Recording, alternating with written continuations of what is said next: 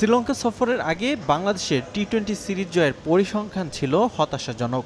শেষ 4টি সিরিজের মধ্যে মাত্র একটিতে জয়ের দেখা পেয়েছিল লাল সবুজ। তবে লঙ্কা জয়ের পর নতুন করে আশার আলো খুঁজে পেয়েছে টাইগাররা, কারণ আসন্ন টি-20 বিশ্বকাপের যৌথ আয়োজক দেশ শ্রীলঙ্কা। তাই কন্ডিশন আর চেনা উইকেটে কিছুটা সুবিধা পেতেই পারে বাংলাদেশ।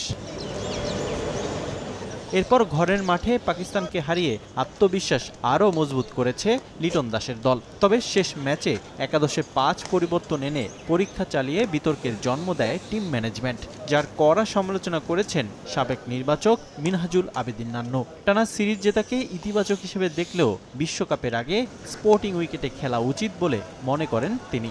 অবশ্যই একটা বিরাট অ্যাচিভমেন্ট, এটা যে কোনো সিরিজ জেতা এটা টিমের জন্য সামনের সিরিজটা ভালো খেলার জন্য যথেষ্ট সাহস যোগায়। তো ওটা এখানে অনেকগুলি প্লেয়ারকেও শেষ ম্যাচে দেখা হয়েছে। তো আমার মনে হয় এই জায়গায় ওই এক্সপেরিমেন্টটা না করে, কারণ পাকিস্তানের সাথে একটা সুযোগ ছিল একটা ভালো সিরিজ শেষ করার, যে বিশ্বকাপের আগে ট্রু উইকেটে স্পোর্টিং উইকেটে খেলে নিজেদেরকে তৈরি করে যাওয়াটা উচিত হবে। শেষ 2 সিরিজে জয় পেলেও ক্রিকেটারদের পারফরমেন্সে ছিল ধারাবাহিকতার অভাব, বিশেষ করে ব্যাটিংয়ে। তাই বিশ্বকাপের স্কোয়াড ঘোষণার আগে অনুষ্ঠিত হতে যাওয়া টি-20 এনসিএলে নির্বাচকদের নজর রাখতে বললেন নান্নু। সেখানে অনেক ক্রিকেটার আলো ছড়াবে বিশ্বাস তার। অনেকগুলি প্লেয়ারের কিন্তু টি-20 ফরম্যাটের performance up to the mark. তো সেই জায়গায় কিন্তু কিছু কিছু খেলোয়াড়কে দেখার জন্য অবশ্যই একটা ক্ষেত্র তৈরি হবে, কারণ সেপ্টেম্বরের সেকেন্ড উইক থেকে টি-20 এনসিএলটা শুরু হবে।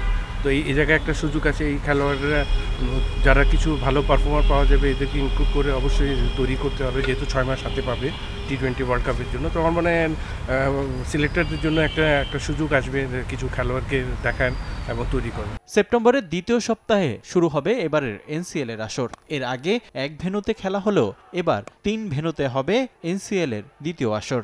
গতবার তো আমরা খুব অল্প সময়ের মধ্যে এটা করা হয়েছিল, এবার আমরা 3টা ভেন্যু অলরেডি চুজ করা হয়েছে। গ্রাউন্ডস কমিটির কাছে টুর্নামেন্ট কমিটি চেয়েছে, তো সেই হিসাবে টুর্নামেন্ট কমিটি আগাচ্ছে। আমার মনে হয় যে এটা কনফার্ম যে 3টা ভেন্যুতেই হবে এবার এনসিএল।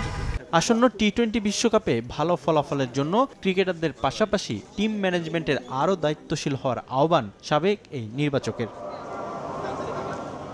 রিফাতুল ইসলাম মিরন, সময় সংবাদ, ঢাকা।